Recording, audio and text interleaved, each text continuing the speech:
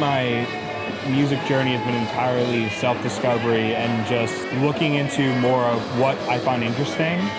I got into collecting physical media towards the end of high school. Most of the times I find music just by word of mouth.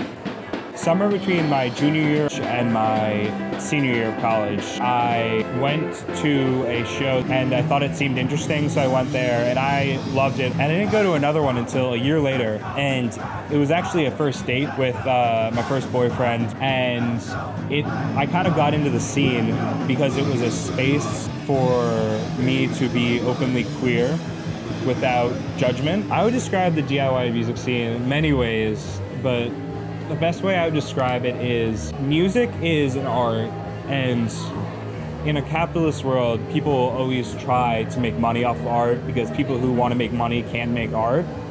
And the DIY music scene goes against that because you don't make money from art in the DIY music scene. And there's something extremely rebellious about that, and I think that's beautiful. So the name came about from a patch that I made, the first patch I ever made. I saw someone cutting a stencil out of cardboard to make patches, and I was like, oh, I'll try it. So I tried something like acrylic paint, and a band called Cherry Vanilla reached out to us to make patches for them. Well, they had merch, but they wanted patches, and I was like, we need a name for this. I thought of, well, I'd use Denounce Normalcy as a placeholder, and it kind of just stuck. For my approach of promoting bands and building shows, I will usually start with a headliner in mind. I'll find a band that I want to headline the show.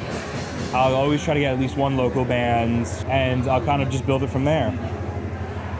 For promotion, I always go to every record store I can. I hit up all the three in Greenville. I try to go to the two Yesterdays, and I try to put them on social media. My main personal life philosophy is I don't think that money should ever be a barrier for wanting to do something you love.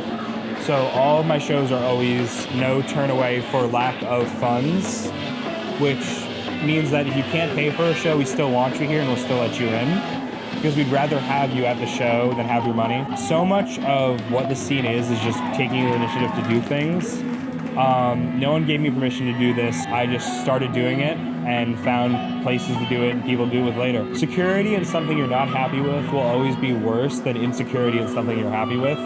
I will stay up super late, get up super early, drive to Columbia for a show, but it's all worth it to see all the people who show up for it, and it's all worth it because I love it.